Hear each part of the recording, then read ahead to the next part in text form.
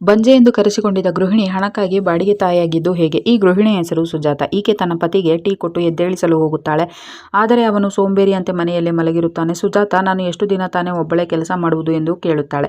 ಅದೇ ಸಮಯಕ್ಕೆ ಅತ್ತೆ ಕಮಲ ಕರೆಯುತ್ತಾಳೆ. ಆಗ ಕಮಲ, ಅವನು ಸೋಂಬೇರಿಯಾಗಿರುವುದು ನಿನ್ನಿಂದಲೇ. ಅವನು ಹೊರಗಡೆ ಹೋದರೆ ಅವನ ಮರ್ಯಾದೆ ಹೋಗುತ್ತದೆ. ನಿಮ್ಮ ಮದುವೆಯಾಗಿ 10 ವರ್ಷವಾಗಿದೆ. ನೀನು ಒಂದು ಮಗುವನ್ನು ಕೊಡಲಾಗಲಿಲ್ಲ. ನೀನು ಬಂಜೆಯಾಗಿ ಇದ್ದೀಯ. ಇದರಿಂದ ಅವನನ್ನು ಹೊರಗಡೆ ಆಡಿಕೊಳ್ಳುತ್ತಾರೆ. ಅದಕ್ಕೆ ನೀನೇ ಕಾರಣ ಎಂದು ಅತ್ತೆ ಚೆನ್ನಾಗಿ ಬೈಯುತ್ತಾಳೆ.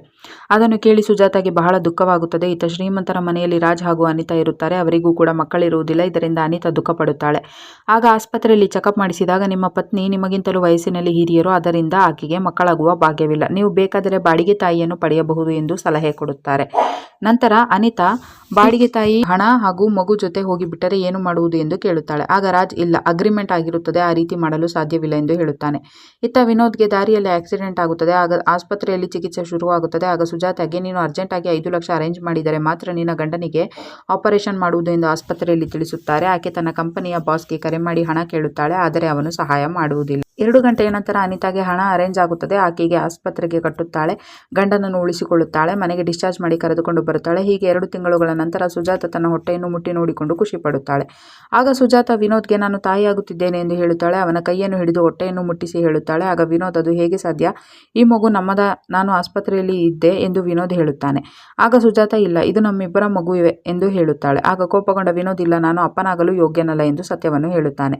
ಈಗ ನಿಜ ಹೇಳು, ನೀನು ಯಾರ ಜೊತೆ ತಪ್ಪು ಮಾಡಿ ಬಂದಿದೆಯೇ ಎಂದು ಕೇಳುತ್ತಾನೆ. ಆಗ ಸುಜಾತ ನಡೆದುದನ್ನು ವಿವರಿಸಲು ಶುರು ಮಾಡುತ್ತಾಳೆ. ಅಂದು ಆಸ್ಪತ್ರೆಯಲ್ಲೂ ಹಣಕ್ಕಾಗಿ ಸುಜಾತ ಪರದಾಡುವಾಗ ಲ್ಯಾಬ್ ರಿಪೋರ್ಟರ್ ಹುಡುಗ ಬಂದು, ನಿಮ್ಮ ಸಮಸ್ಯೆಗೆ ಪರಿಹಾರವಿದೆ, ನೀವು ಬಾಡಿಗೆ ತಾಯಿಯಾದರೆ ನಿಮಗೆ ಹಣ ಸಿಗುತ್ತದೆ ಎಂದು ಹೇಳುತ್ತಾನೆ. ಆಗ ಸುಜಾತ, ಇಲ್ಲ, ನಾನು ತಾಯಿಯಾಗಲು ಸಾಧ್ಯವಿಲ್ಲ, ನಾನು ಬಂಜೆ ಎಂದು ಹೇಳುತ್ತಾಳೆ. ಆಗ ಆ ಹುಡುಗ, ವಿನೋದ್ ನನ್ನ ಗೆಳೆಯ, ನಾನೇ ಅವನಿಗೆ ನಿಮ್ಮ ಪ್ರಾಬ್ಲಮ್ ಇದೆ ಎಂದು ಫೇಕ್ ರಿಪೋರ್ಟನ್ನು ಕೊಟ್ಟಿದ್ದೆ. ಆ ರಿಪೋರ್ಟನ್ನು ಅವನು ಹಣ ಕೊಟ್ಟು ಮಾಡಿಸಿದ್ದ. ನಿಜವಾಗಿ ಪ್ರಾಬ್ಲಮ್ ಇರುವುದು ವಿನೋದ್ಗೆ. ನೀವು ತಾಯಿ ಆಗಬಹುದು, ಆಗುತ್ತೀರಾ ಎಂದು ಹೇಳುತ್ತಾನೆ. ಆಗ ಸುಜಾತಾಗೆ ಶಾಕ್ ಆಗುತ್ತದೆ. ಆಗ ತಕ್ಷಣವೇ ಆಕೆ ಒಪ್ಪಿಕೊಂಡು ರಾಜ್ ಹಾಗೂ ಅನಿತಾಳಿಂದ ಹಣ ಪಡೆದು ಗಂಡನನ್ನು ಉಳಿಸಿಕೊಂಡಿರುತ್ತಾಳೆ. ಇದೆಲ್ಲವನ್ನು ಅವನಿಗೆ ಹೇಳುತ್ತಾಳೆ.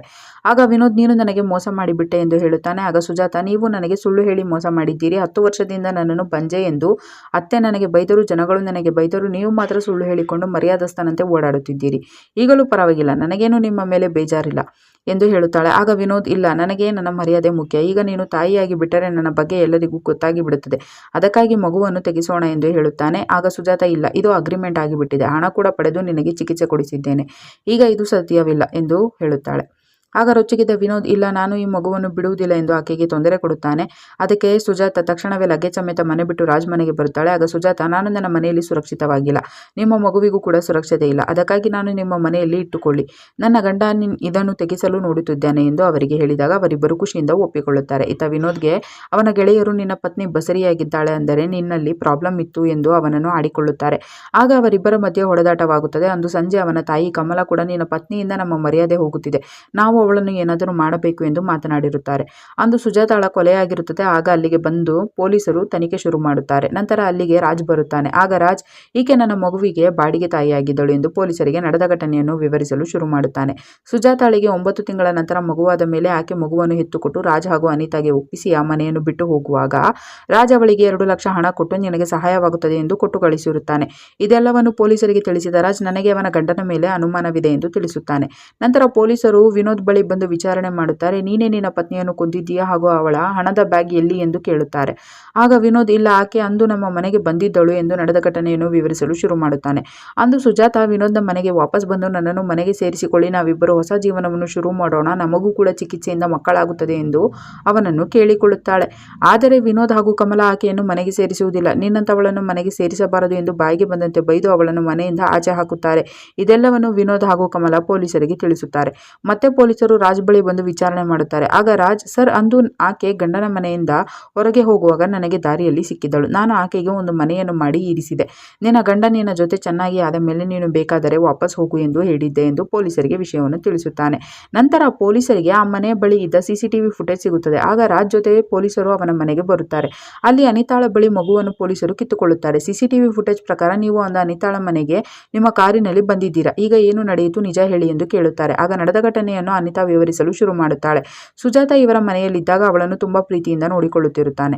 ಆಗ ರಾಜ್ ಆಕೆಗೆ ತುಂಬಾ ಸನಿಹದಲ್ಲಿ ಕುಳಿತುಕೊಳ್ಳುತ್ತಾನೆ. ಇದನ್ನೆಲ್ಲ ಗಮನಿಸಿದ ಅನಿತಾಗೆ ಬೇಸರವಾಗಲು ಶುರುವಾಗುತ್ತದೆ. ಎಲ್ಲೋ ಸುಜಾತ ರಾಜ್ನನ್ನು ಅವಳಿಂದ ಕಿತ್ತುಕೊಳ್ಳಬಹುದು ಎಂದು ಆಕೆಗೆ ಅನಿಸಲು ಶುರುವಾಗುತ್ತದೆ. ನಂತರ ಮಗುವಾದ ಮೇಲೆ ಸರಿಯಾಗಬಹುದು ಅಂತ ಅಂದುಕೊಂಡು ಸುಮ್ಮನಾಗುತ್ತಾಳೆ. ಆದರೆ ಮಗುವಾದ ಮೇಲೆ ರಾಜ್ ಅವಳಿಗೆ 2 ಲಕ್ಷ ಹಣ ಕೊಟ್ಟಾಗ ಅದು ಕೂಡ ಅನಿತಾ ಸಹಿಸೋದಿಲ್ಲ. ನಂತರ ಅನಿತಾಗೆ ಹೇಳದೆ ಸುಜಾತಾಗೆ ಒಂದು ಮನೆ ಮಾಡಿ ಇಟ್ಟಿದ್ದರು, ಜೊತೆಗೆ ಕೆಲವು ದಿನಗಳ ಕಾಲ ಅಲ್ಲೇ ಉಳಿಯುತ್ತಿದ್ದರು ಎಂದು ತಿಳಿದ ಅನಿತಾ ಒಂದು ದಿನ ಸುಜಾತಾಳ ಮನೆಗೆ ಬರುತ್ತಾಳೆ. ನಂತರ ಆಕೆಯನ್ನು ಫ್ಲವರ್ ಪಾಟ್ನಿಂದ ಹೊಡೆದು ಕೊಲೆ ಮಾಡಿರುತ್ತಾಳೆ. ಇದು ಕಳ್ಳತನದ ಕೇಸ್ ಅಂದುಕೊಳ್ಳಲಿ ಎಂದು ಅವಳ ಹಣವನ್ನು ಕೂಡ ಅಲ್ಲಿಂದ ಎತ್ತುಕೊಂಡು ಹೋಗಿರುತ್ತಾಳೆ ಎಂದು ಎಲ್ಲವನ್ನು ಅನಿತಾ ಪೊಲೀಸರ ಮುಂದೆ ಒಪ್ಪಿಕೊಳ್ಳುತ್ತಾಳೆ. ಆಗ ಪೊಲೀಸರು, ನೀವು ತಪ್ಪು ತಿಳಿದುಕೊಂಡಿದ್ದೀರಾ, ನಿಮ್ಮ ಗಂಡನ್ ಮನೆ ಮಾಡಿ ಕೊಟ್ಟಿದ್ದ ಅಷ್ಟೇ, ಅವನು ಬಿಸ್ನೆಸ್ ಮೇಲೆ ಹೊರಗಡೆ ಹೋಗುತ್ತಿದ್ದ, ಅವರಿಬ್ಬರ ಸಂಬಂಧ ಕೆಟ್ಟದಾಗಿರಲಿಲ್ಲ, ನೀವು ದುಡುಕಿ ಬಿಟ್ಟಿರಿ, ಈಗ ಆ ಮಗುವಿಗೆ ಇಬ್ಬರು ತಾಯಿ ಕೂಡ ಇಲ್ಲ ಎಂದು ಹೇಳಿ ಆಕೆಯನ್ನು ಅರೆಸ್ಟ್ ಮಾಡುತ್ತಾರೆ. ಆಗ ರಾಜ್ ಮಗುವನ್ನು ಎತ್ತುಕೊಂಡು ತುಂಬಾ ನೊಂದುಕೊಳ್ಳುತ್ತಾನೆ. ಕತೆ ಇಲ್ಲಿಗೆ ಮುಗಿಯುತ್ತದೆ. ಈ ವಿಡಿಯೋವನ್ನು ಪೂರ್ತಿ ನೋಡಲು ಶಿಮಾರು ಟಿವಿ ಎಂಬ ಯೂಟ್ಯೂಬ್ ಚಾನೆಲ್ನಲ್ಲಿ ಉದಾರ್ ಕಿ ಕೋಕ್ ಎಂದು ಹುಡುಕಿ ನೋಡಬಹುದು.